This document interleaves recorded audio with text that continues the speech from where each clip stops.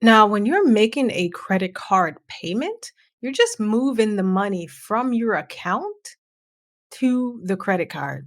So you want to think of a credit card payment itself as just a transfer. I'm going to show you two ways of doing this.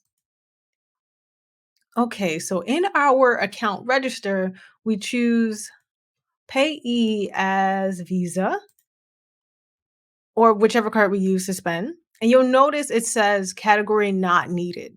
So it doesn't need a category because you already categorized and spent the money on the credit card.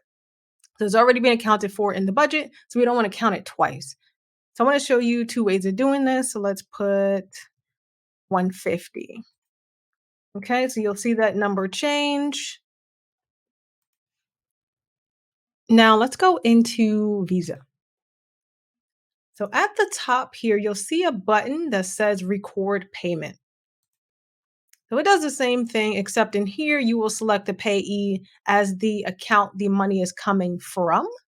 So obviously, Inspire states, and it will actually put inflow because the money is coming from somewhere else into this account. Okay. So we'll clear those.